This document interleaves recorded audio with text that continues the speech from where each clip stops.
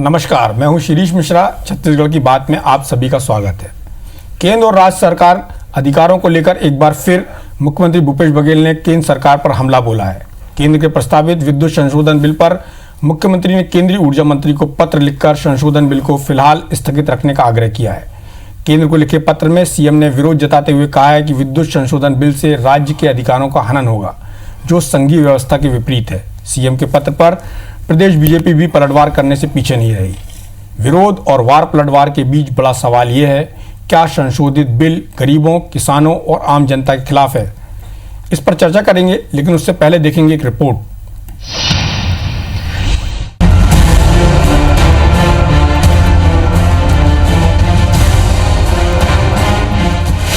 फिर एक बार तकरार, फिर एक बार पलटवार, फिर एक बार अधिकारों की बात, फिर एक बार हक की लड़ाई, फिर एक बार सीएम की चिट्ठी।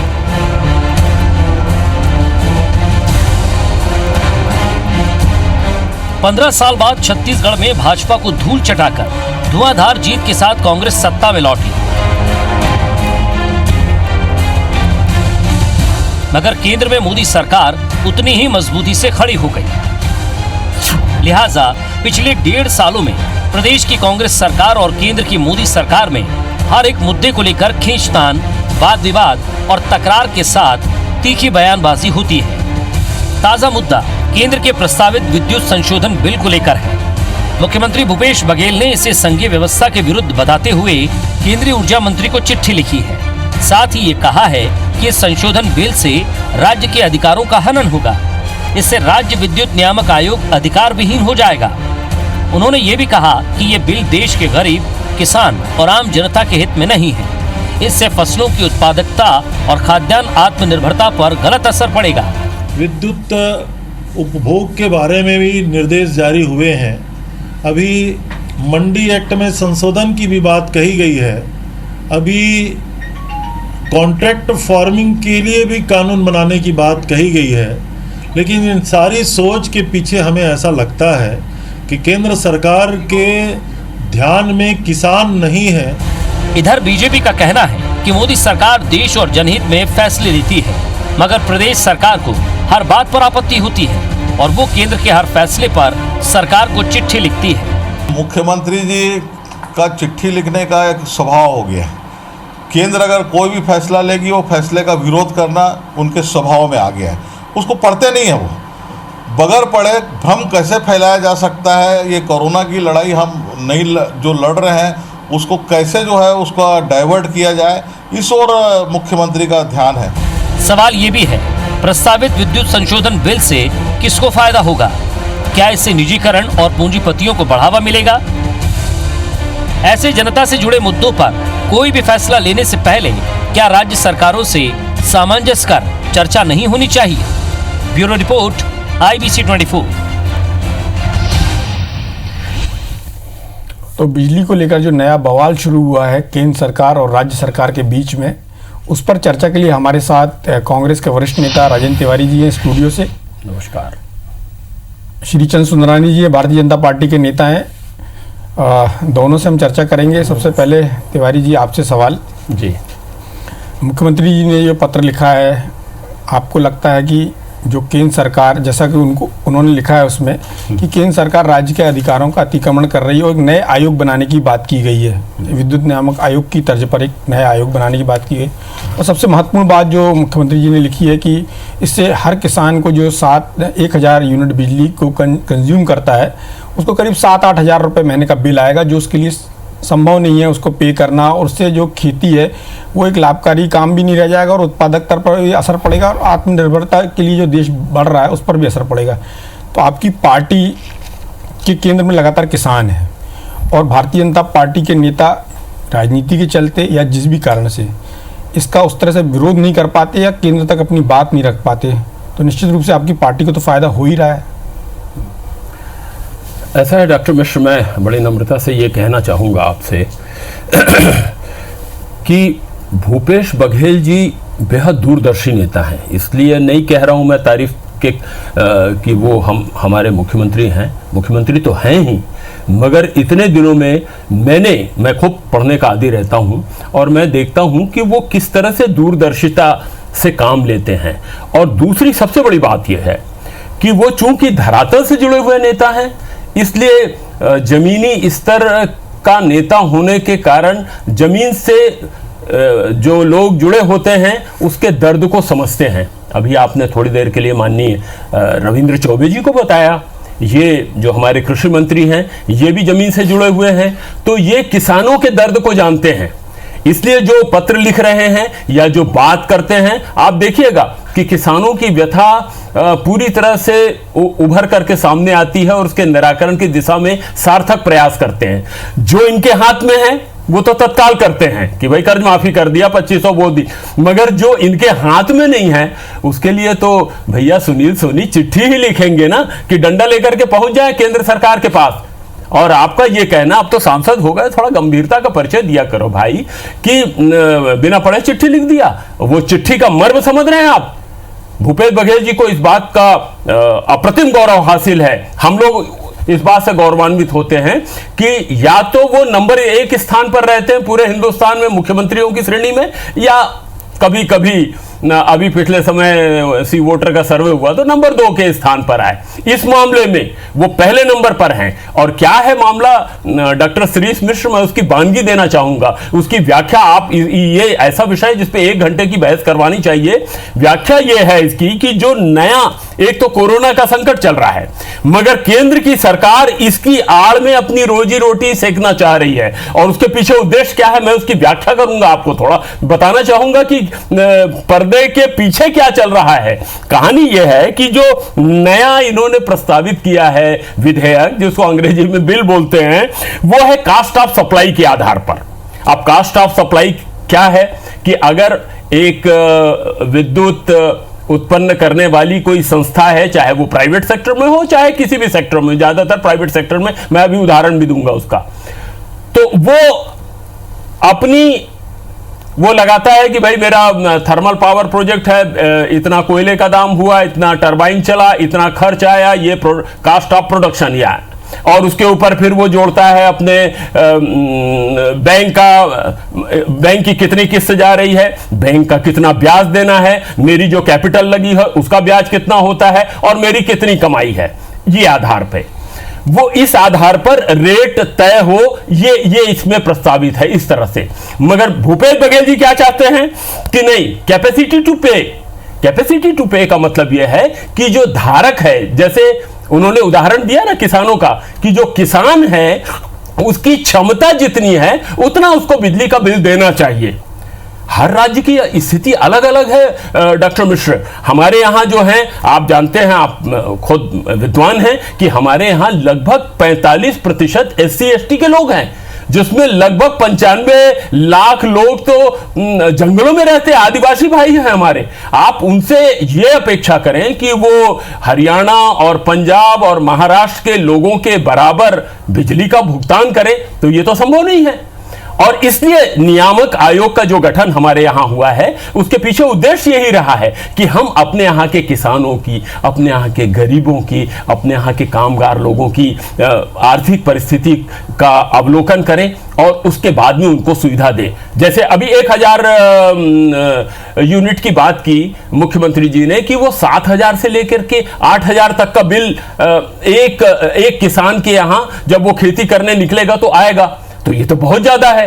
किसान भाइयों, अगर आप इस कार्यक्रम को, IBC 24 के कार्यक्रम को देख रहे हैं, तो मैं आपसे कहना चाहता हूं कि ये बुनियादी अंतर है केंद्र में बैठी हुई सरकार और भूपेश बघेल जी में। भूपेश बघेल जी चाहते हैं कि किसानों को बिजली का पैसा कम देना पड़े, और केंद्र में बैठी हुई जो बीजेपी की सरकार है, वो जो ये नया विधेयक ला रही है, इसमें आपको बिजली का पैसा ज्यादा देना पड़ेगा। अभी तो स्थिति है कि अगर आपका 1000 यूनिट का बिल जितना आता है, उसमें 400 यूनिट आप अलग कर दीजिए, उसका आधा ही भुगतान करना है और बाकी की राशि का पैसा आपको देना है। अब इसके पीछे लंबी चौड़ी कहानी है। ऐसा नहीं है कि ये सहज भाव से लाया गया और खास तौर से कोरोना के टाइम में लाया गया, तो इसकी पृष्ठभूमि है। मैं आपको बताना चाहता हूं कि इसके पीछे क्या कहानी है। कहानी यह है साहब कि प्राइवेट सेक्टर को पूरी तरह से लाभ पहुंचाना है। मैं प्राइवेट सेक्टर खोले जाने के खिलाफ बिल्कुल नहीं है, मैं यहां स्पष्ट कर देना चाहता हूं, रेखांकित कर देना चाहता हूं, मगर प्राइवेट सेक्टर को पूरी तरह से सुविधा दे करके गरीबों के साथ अन्याय हो, यह हम और भूपेश बघेल जी तो बिल्कुल नहीं चाहेंगे। मैं बस आधा मिनट का टाइम दीजिए। इस सरकार ने, केंद्र में बैठी हुई सरकार ने 1,76,000 करोड़ रुपए, 1,76,000 करोड़ रुपए आरबीआई की संचित राशि में से निकाल के 1,45,000 करोड़ रुपए दे दिए कारपोरेट सेक्टर के टैक्स को माफ करने के लिए। लाखों रुपया, वो अभी विषय नहीं है, नहीं तो लाखों रुपए इन्होंने पूंजीपतियों के बैंक के उसको माफ किया। मैं ये कहना चाहता हूं कि बजाय इसके आप लोगों को सीधी राहत देने का काम करें। अब इसके पीछे क्या कहानी है सुन लीजिए आप। प्राइवेट सेक्टर को प्रोत्साहन मिलना चाहिए क्योंकि रोजगार भी मिलता है और सब चीज होती है। मैं एक उदाहरण देना चाहूंगा। केंद्र में बैठी सरकार के बड़े करीबी मित्र हैं, वो तो सार्वजनिक है कि अडानी पावर, जैसे आज अडानी पावर है, 11,000 लगभग 11,000 मेगावाट बिजली का उत्पादन अडानी के द्वारा किया जाता है, जो अभी उनका ऑपरेशनल प्रोडक्शन चल रहा है, और 8,500 मेगावाट का उनका काम पाइपलाइन में है। तो आप ये अंदाजा लगा लीजिए कि 19.5 लाख मेगावाट के हिसाब से बिजली ये जो बिल आ रहा है उसको ध्यान में रख करके और तमाम लोगों को ध्यान में रख करके किया जाएगा। गरीबों के बारे में सोचिए कि गरीबों को कैसे राहत मिल सके, आपकी बात खास तौर से किसानों को। श्रीचंद जी की प्रतिक्रिया ले लेता हूँ। श्रीचंद जी, आपने लगातार तिवारी जी को सुना और भूपेश बघेल जी ने पत्र लिखा। आपके नेता सुनील सोनी जी ने कहा कि वो बिना पढ़े पत्र लिख देते हैं, तो क्या कोई सीएम इस तरह से करते हैं आपके अनुसार? आपको लगता है कि उसमें उन्होंने जो मुद्दे उठाए बिना पढ़े लिखे उन्होंने मुद्दे उठाए हैं क्या? और आप भारतीय जनता पार्टी को ये क्यों नहीं समझ में आ रहा कि छत्तीसगढ़ में 36.5 लाख किसान परिवार हैं और किसानों को लेकर जो आपकी पार्टी की चिंता होनी चाहिए वो नहीं होती, जिसके चलते लगातार आप पीछे होते जा रहे हैं? तो क्या आपको नहीं लगता कि आपकी पार्टी को इस बात को उठाना चाहिए और सीएम की बात का सपोर्ट करना चाहिए? देखिए, निश्चित रूप से आदरणीय राजेंद्र तिवारी जी मेरे बड़े भाई हैं। उन्होंने कहा कि भूपेश बघेल जी मुख्यमंत्री हैं और वे जमीन से जुड़े हुए हैं, किसानों की चिंता करते हैं, किसानों की समस्याओं के बारे में वो वाकिफ है और वो सारी बातों को रखते हैं। तो क्या नरेंद्र मोदी जी 3 बार के गुजरात के मुख्यमंत्री रहे हैं? गुजरात जैसे राज्य में 3 बार के मुख्यमंत्री रहने के बाद देश के दूसरी बार प्रधानमंत्री बने और पूर्ण बहुमत की सरकार लाकर उन्होंने बनाई है। तो क्या और किसानों की जितनी चिंता आदरणीय नरेंद्र मोदी जी करते हैं, शायद कांग्रेस की 55 साल केंद्र में सरकार रही, कभी किसानों की चिंता कांग्रेस ने नहीं की। आज विद्युत संशोधन बिल भी अगर आया है तो कहीं न कहीं किसानों की आय दुगनी रेट के पीछे इनका एक कारण है कि किसानों को बिजली सही रेट पे मिल जाए। किसानों आपकी बात जो अभी आप कर रहे हैं कि किसानों का बिल ज्यादा आएगा तो उससे उनकी आय कैसे दुगनी हो जाएगी, थोड़ा सा बताएंगे आप? ये मेरे भी समझ में नहीं आया, स्पष्ट कर दीजिए, थोड़ा समझा देंगे। कहां बिल ज्यादा आएगा? मैंने नहीं कहा, मैं नहीं कह रहा हूं बिजली का बिल ज्यादा आएगा ही नहीं। क्यों ज्यादा आएगा? किसानों की चिंता मोदी जी करते हैं। जब सब्सिडी खत्म हो जाएगी तो बिल तो ज्यादा आएगा ही ना। किसानों की लागत कम हो, किसानों का बिल ज्यादा आएगा तो लागत कैसे कम हो जाएगी? इस दिशा में अनेक कदम उठाएं। किसानों की आय दुगनी हो उस दिशा में कदम उठा रहे हैं। किसानों के आय को लगातार देखिए, समर्थन मूल्य बार बार केंद्र सरकार बढ़ा रही है, कांग्रेस सरकार ने कभी समर्थन मूल्य नहीं बढ़ाया। और जो विद्युत संशोधन बिल आया है, जो आदरणीय राजेंद्र तिवारी जी कह रहे हैं कि अदानी और अंबानी को फायदा पहुंचाने के लिए कर रहे हैं, तो मैं कतई इस बात से सहमत नहीं हूं। और मुख्यमंत्री जी हर मुद्दे पे पत्र लिखते हैं, हर मुद्दे पे शंका करते हैं, हर मुद्दे पे किसान विरोधी बताते हैं। तो केंद्र सरकार ने अभी तक 6 साल में मोदी जी की सरकार ने एक भी किसान विरोधी निर्णय लिया क्या? कोई उदाहरण उनके पास? ये बिना पढ़े अभी तो विधेयक आया है, ये विधेयक मेरे एक सवाल का सीधा जवाब दे दीजिए। बिना पढ़े तुरंत प्रतिक्रिया व्यक्त कर दी। श्रीचंद जी, मेरे एक सवाल का जवाब दे दीजिए, उसके बाद फिर हम ब्रेक में चले जाएंगे। जी श्री जी, जो मुख्यमंत्री जी ने जो मुद्दे उठाए, आप राजेंद्र तिवारी जी के आरोपों पर भले प्रतिक्रिया मत दीजिए, लेकिन मुख्यमंत्री जी ने जो मुद्दे उठाए हैं, क्या आपको लगता है वो मुद्दे वाजिब नहीं है? सीधा सवाल है मेरा। बिल्कुल बिल्कुल शिरीष जी, बिल्कुल वाजिब नहीं है। विधेयक को पूरा प्रारूप पढ़ लें, अध्ययन कर लें, और बिना अध्ययन किए आरोप लगा दिया कि किसान विरोधी देखिए, मैंने शिरीष जी पहले ही कहा कि आदरणीय मोदी जी 15 साल गुजरात के मुख्यमंत्री रहे और उसके बाद केंद्र में 6 साल से राज कर रहे हैं, और उन्होंने हमेशा किसानों की आय बढ़ाने के कदम उठाए। इस बिल से कैसे किसानों का लाभ होगा, थोड़ा बता दें। किसानों की आय बढ़ेगी, किसानों का बिल ज्यादा नहीं आएगा, आप निश्चिंत रहें। किसानों की चिंता भूपेश बघेल जी से ज्यादा नरेंद्र मोदी जी करते हैं। क्योंकि जहां तक विधेयक की बात है, भूपेश बघेल जी ने पढ़ा नहीं है और पढ़ के उन्होंने त्वरित प्रतिक्रिया व्यक्त कर दी है। निश्चित रूप से हम लोग भी उस विधेयक को देखेंगे। मैंने भी अभी नहीं पढ़ा, लेकिन मैं मोदी जी की तरफ से आप सीएम मुझे कहने में कोई संकोच नहीं कि मैंने किस आधार पे आप ये बोल रहे हैं कि सीएम ने नहीं पढ़ा? आपके पास ऐसी कोई जानकारी है? बिल्कुल नहीं पढ़ा, बिल्कुल नहीं पढ़ा। उन्होंने पत्र लिख दिया,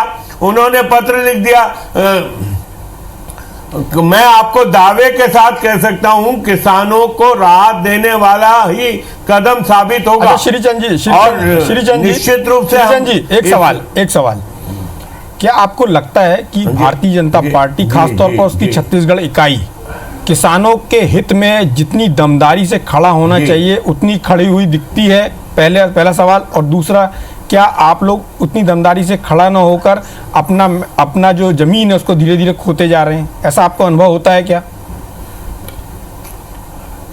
देखिए, आज भी हम 16 राज्यों में सरकार में छत्तीसगढ़ की बात करिए, 16 राज्य सरकार हमारी, और हर राज्य में किसान हर राज्य में किसानों की संख्या बड़ी संख्या है। सर्वाधिक जनसंख्या किसानों की है। केंद्र में सरकार भी बनी है तो किसानों के कारण बनी है, और छत्तीसगढ़ में भी हम किसानों के साथ खड़े हैं। भूपेश बघेल जी को चिंता करने की जरूरत नहीं है। हमारे 9 सांसद लोकसभा में हैं, और किसानों के हित में जो भी निर्णय होंगे केंद्र सरकार वही निर्णय करेगी। और हमारी छत्तीसगढ़ की सरकार, भारतीय जनता पार्टी छत्तीसगढ़ की पूरी किसानों के साथ है। तो भूपेश जी को चिंता करने की बिल्कुल नहीं पढ़ा है। बिल्कुल मैंने पढ़ा है, और मेरा श्रीचंद भाई से आग्रह है, मैंने नहीं पढ़ा से ये आग्रह है कि वो सुनील सोनी को बोले, वो भी मैंने नहीं पढ़ा है। मैं देखिए, उनसे बोल करके दिल्ली से वो बिल को बुलवा लें। उसमें श्रीचंद भाई बहुत स्पष्ट लिखा हुआ है कि जो बिल रहेगा, विधेयक रहेगा, वो आपका सप्लाई के आधार पर रहेगा। आप तो बिजनेसमैन भी हैं, व्यापार को भी समझते हैं और अर्थशास्त्र को भी समझते हैं भाई। आप ये सुन लो ना, मेरे सुन लो, फिर आप बोलना ना, कुछ पहले जानकारी ले लो। वो हो ये रहा है कि केंद्र की सरकार चाहती है कि जितना लागत है उस हिसाब से पैसा लिया जाए। भूपेश बघेल जी चाहते हैं कि जिसको पैसा देना है उसकी हैसियत के हिसाब से उससे पैसा लिया जाए, सीधी भाषा में, और इसका दूसरा कोई अर्थ नहीं है। मैं बहुत स्पष्ट कहना चाहता हूं कि भूपेश बघेल जी ने पूरे बिल को न केवल पढ़ा है बल्कि उसकी बारीकी को भी कहा है। अब परेशानी यह है कि संघीय ढांचे में कायदे से होना तो यह चाहिए था कि भूपेश बघेल जी को विश्वास में लेकर के, मुख्यमंत्रियों को विश्वास में लेकर के केंद्रीय सरकार इस तरह का निर्णय ले जिससे राज्य भी प्रभावित होते हैं। मगर संघीय उनकी अपनी मर्यादा है, उसके अंदर की कहानी नहीं बता सकते। भूपेश बघेल जी जो राजनेता होने के नाते, एक राजनीतिक दल का कार्यकर्ता होने के नाते एक नजर में समझ में आ रहा है कि किसको लाभान्वित करने के लिए इस तरह का बिल लाया जा रहा है। और जहां तक बात, आप मेरी बात सुन लो ना, अभी नंबर आएगा ना,